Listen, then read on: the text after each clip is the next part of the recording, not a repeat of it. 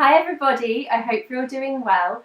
Welcome back to Just Add Ginger and thank you so much for clicking on this video. So today I am joined by two very special guests because it is now October. It is October, isn't it? It is October. Eric is 6 months old, and although he features a lot in my videos, obviously I do a lot of one-handed ways tutorials, I don't talk a lot about him. So now that he's 6 months old, I thought it would be a great opportunity to sit down and update you on how he is and just what life is like in general. But before he starts getting fussy, because he doesn't like sitting on my lap for some reason, I'm going to pass him over to Ryan and we'll get straight into the video. So when Eric was born, he weighed £6.12. Although for some reason we thought he was £6.11. Now he's 6 months old, he weighs £16.6, I think. It's around £16, which I think is really good. I think it's in between the 25th and 50th percentile. Plateauing according to the healthcare person. Yeah, our health visitor said he's doing really, really well for his age and how big he is, I suppose. That's the right way to say it. In terms of facial characteristics, he's a blondie. He's got fairer as the months have gone on, and he's got brown eyes. Obviously, both Ryan and I have neither of us have blonde hair, so I'm guessing he gets that more from my side of the family because quite a lot of Ryan's family members are olive skinned and have got quite dark hair, but I don't think he really looks like me at all. I mean, a lot of people have said he looks like you. I think he's got my cheeks and my smile when he does it, and I think he's got the family eyebrows. Honestly, it's a look, because he looks a lot like his cousin. When she frowns, he has a similar kind of face, actually. Yeah.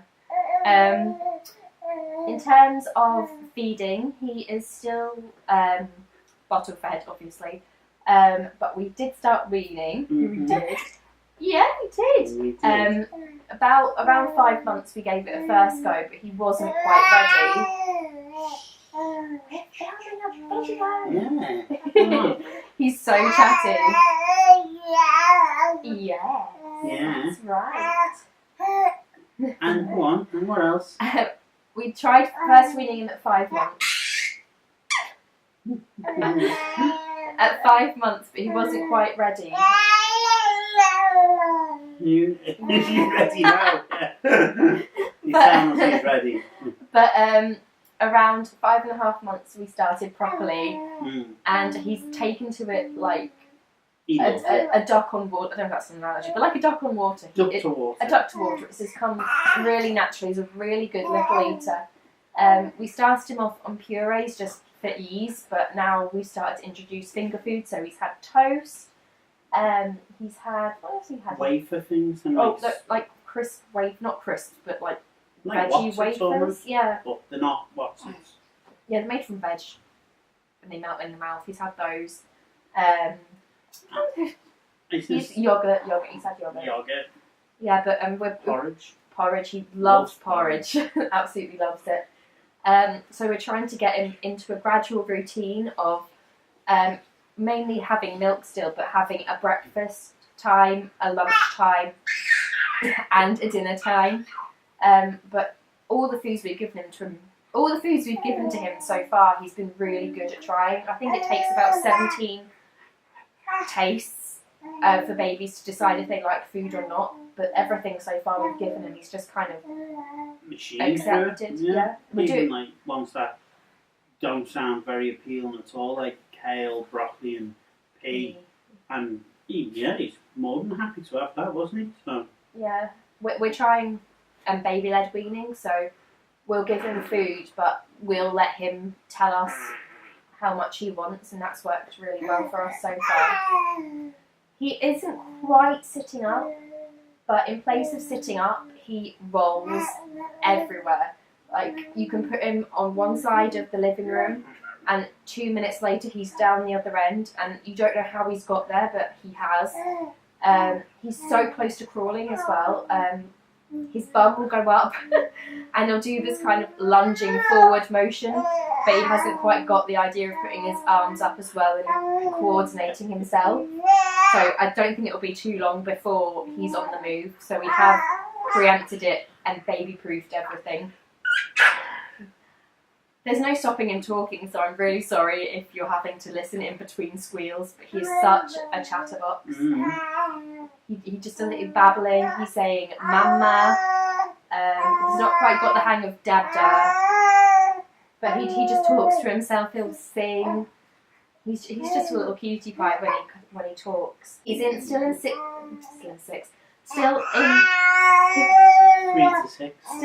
to 6 months clothes, mostly. He is in some 6 to 9, but it honestly depends on where we've got the clothes from. He's a solid baby, but he's got short arms and legs. So it's really difficult to know what to dress him in sometimes, because some things will swamp him, but other things will be a little bit snug. It varies massively between brands as well, where shops where you buy it from. Some places, 0 to 3 months are like a 6 to 9 months in other places, so it's really, really hard sometimes. But if it's too big, he'll grow into it. If it's too small, then you just have to retain it, unfortunately. But yeah, it's not too bad. In terms of classes, we were going to baby sensory to start with. It turned into the summer holidays, which made everything a nightmare.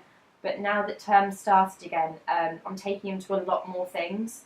I'm trying to get him into a routine because he's a baby that needs nap time.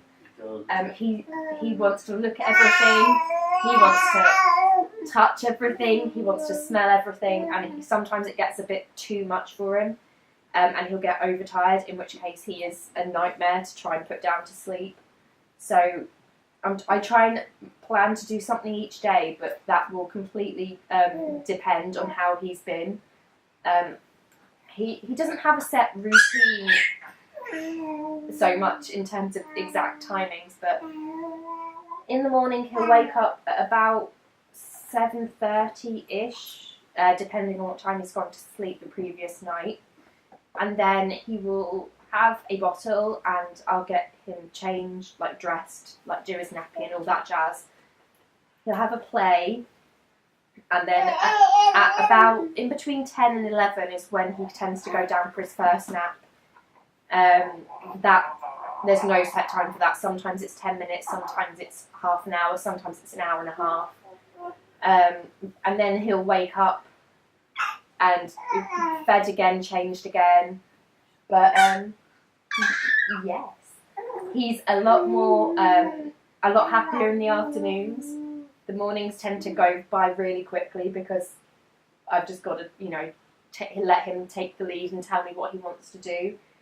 But on a Tuesday we go to a class in the morning, which is baby sensory. On a Wednesday we go to a class in the afternoon, and we've started going to tumble time on a Friday. But unfortunately everything that I want to take him to falls within a nap time bracket. So I'm always very cautious. I always try and take him to things, but I just let him sleep if he wants to sleep.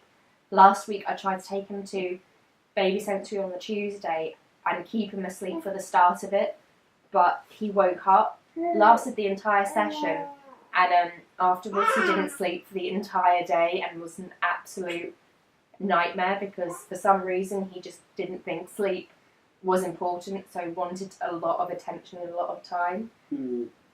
So as much as he is a fantastic baby in terms of, I don't know if babies have concentration time, but he'll be really interested in things.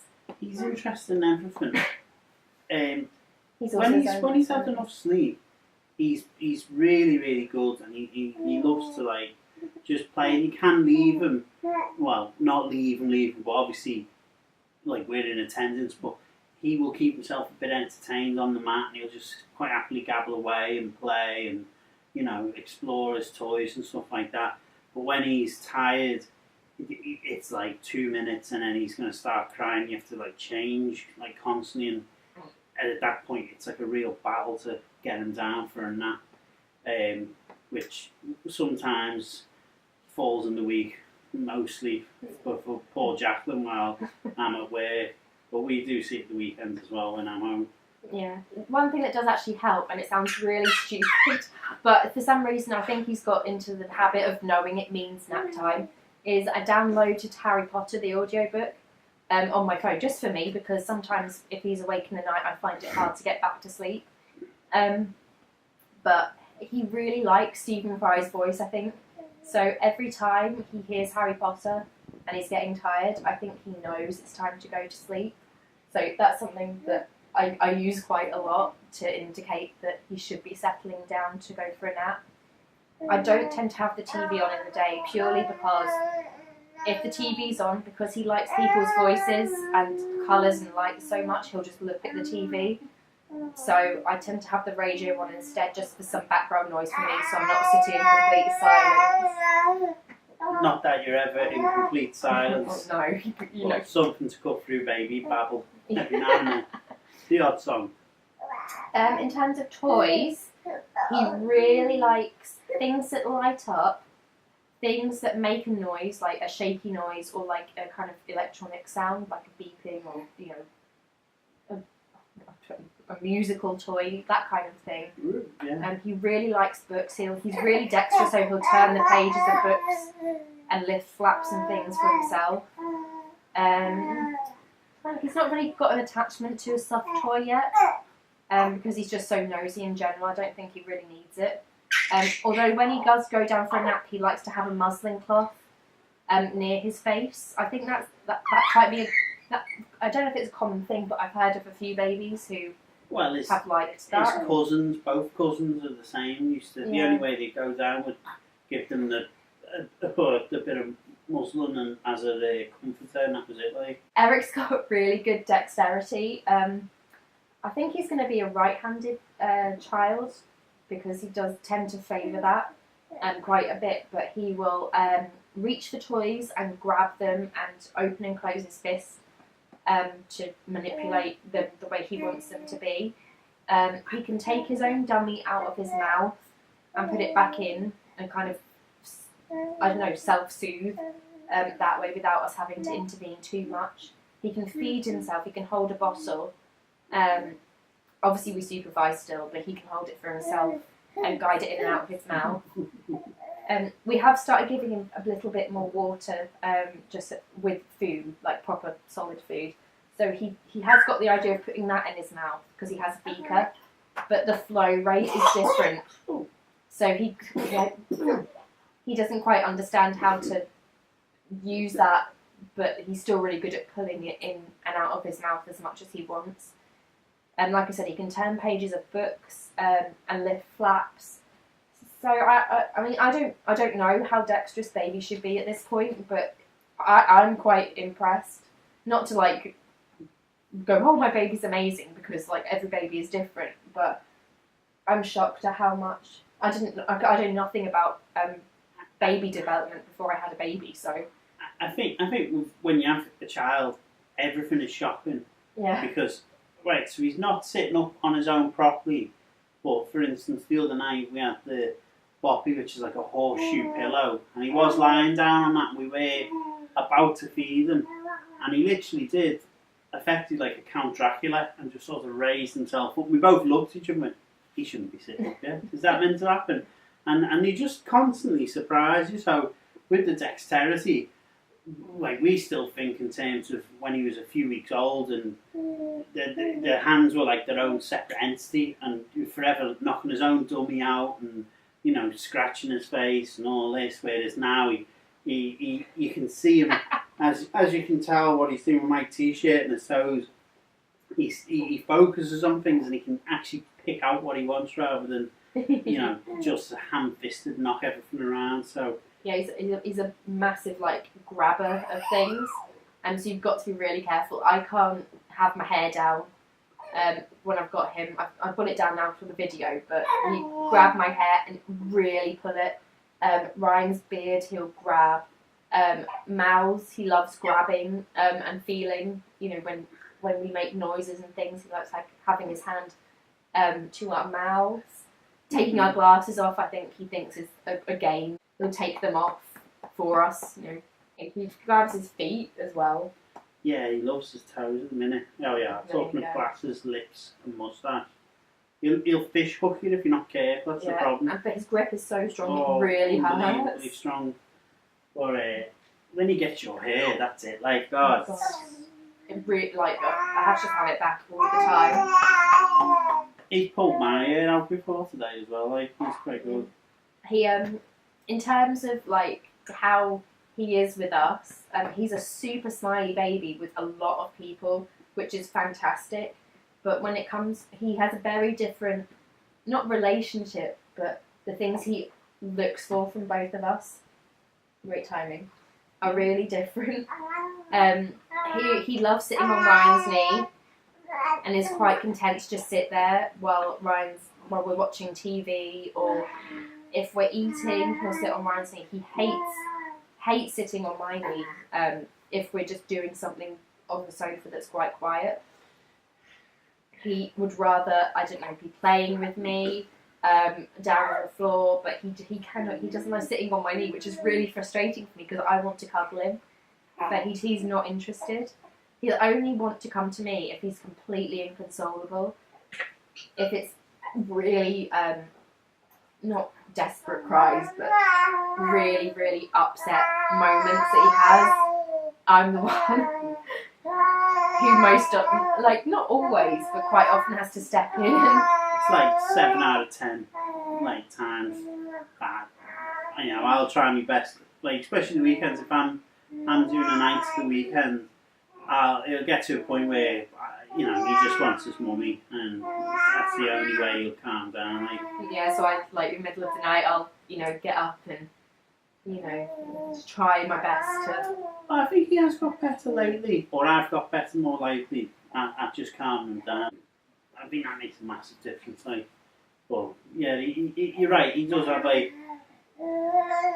Because he only sees me of an evening on the weekday, because obviously I'm in work in the day. And when I come home, it's usually quite crabby, and he's in a bit of a bad mood, and then he starts smiling because he's like, oh, someone else is here, different, and then he has a good play with me for a bit, and then after that we've got quiet time, and you know, it's on the dull down. Yeah. But I think it's just our routine in itself. That's how it's sort of promoted the differentiating behaviour between the two. Like, yeah, I know I mentioned about routine, but in the evenings he does tend to get quite crabby. From about 6, we've kind of got him into a routine of what we call like pyjama time from like about 7ish.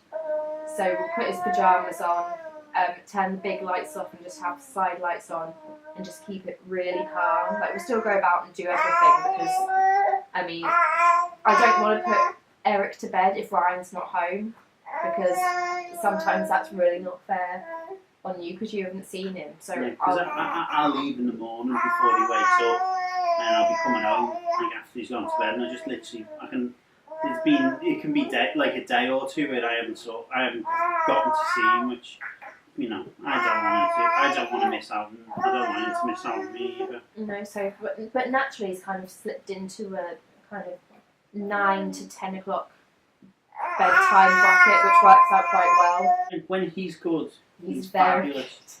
But when he's bad, he's like all babies, and it's not bad, obviously, I don't mean that. But, you know, like anyone, we've had difficult nights, days, weeks. The same, like when he's been ill, like he's had a cold and stuff like that. It's really tough, but it really appreciates like the time when he is really good, and also you know, you have a complete empathy for people who, you know, because some babies are just like that. When you have the bad nights, then you get a complete empathy for people who, and it's not nice. It's the hardest thing in the world. With no sleep, you know, if we go a week without, like, he's had a bad week and we've had no sleep, it's a tough week, like. Yeah. So we can imagine what it's like with some people who are struggling, like you know, when the kid's like 6 months plus and they're still not sleeping through or whatever. Yeah. So you know, utmost empathy to people like that. But yeah, at the minute, he's fantastic. But obviously things change. Yeah, I'm under no illusion. In some, like you say, in some respects, he's a really good baby. But it's like that saying. But he hasn't got a curl in the middle of his forehead. But when he's good, he's very, very good. But when it's bad, He's very, very. it's horrid. Yeah. And it is true. There have been some nights where he's not even awake, but he will cry and cry and cry in his sleep. And it is so difficult because if I'm on my own during the night, sorting him out, I'm so distraught because I don't know what he wants. He can't tell me. He's not awake, so I don't want to wake him up. Yeah. So I just have to sit there, and we have a rocking chair in his room, so I just have to sit there and rock him until he calms down. And sometimes it's really difficult. I will afterwards go into the bathroom and sit on the toilet and just cry because it's that thought of like I've got to do. I love being a mum, but it's just that thought of I am not going to sleep. How the hell am I going to cope? There's no measure of how tough it can be like sometimes. But largely though, we are really, really lucky and we cherish like how lucky we are, like, and we can understand how terrible it can be. Well, I guess that's everything that I think I can update you on. Of course, if you have any questions, please leave them in the comments below and I will do my best to answer them. Thank you so much for watching this video and tuning in. If you haven't already, please hit the subscribe button or the thumbs up button. I love to see if you're enjoying my videos. If you've got any ideas for me, let me know in the comments over on Twitter, over on Instagram. You can follow me on all of those channels and I'll catch you next time. Bye. Bye.